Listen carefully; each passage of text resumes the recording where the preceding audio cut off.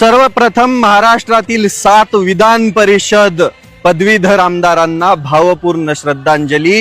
हे भिकारचोट कधीच विद्यार्थ्यांचे प्रश्न घेऊन कुठेच उतरत नाहीत ना त्यांच्या प्रश्नांवरती कधी बोलतात। मुळातच याच्यामध्ये चूक विद्यार्थ्यांची आहे। यांना या डंगरांना निवडून तुम्ही नेमकं कशासाठी देता रे? तुमच्या काहीच कामाचे हे नाहीयेत। टीईटीचा पेपर फुटला, एमपीएससी चे पेपर ऑनलाईन केले, नीटचा पेपर फुटला, पण या कोणत्याच आमदाराने आवाज उठवला नाही। सगळ्यात पहिलं तर यांना धरलं पाहिजे। या भिकारचोटांना निवडून दिलं होतं विद्यार्थ्यांचे प्रश्न त्या विधान भवनामध्ये मांडायला, विधान परिषदेमध्ये मांडायला, पण हे शंडासारखे कोणत्या बिळात लपून बसतात निवडून येऊन ते आपल्याला कळत नाहीये।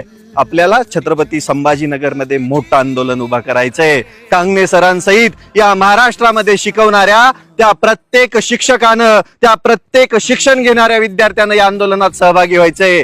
गुन्हा दाखल होईल म्हणून घाबरू नका रे राजांनो। तुमच्या याच परिस्थितीचा फायदा इथलं सरकार घेतंय। पैशावाल्याची लेकरं अगदी नोकरीला लागतायत, पैसे फेकून नोकरीला लागतायत। तुम्ही असेच अभ्यास करून मरायला लागलात। शंडासारखं जगू नका। या छत्रपती संभाजीनगरच्या आंदोलनामध्ये सहभागी व्हा। आज परमिशन साठी चाललोय, लवकरच तारीख कळवतोय। सगळ्यात पहिलं तर या विधान परिषदेच्या आमदारांना जाब विचारू आणि दाखवून देऊ आपली ताकद।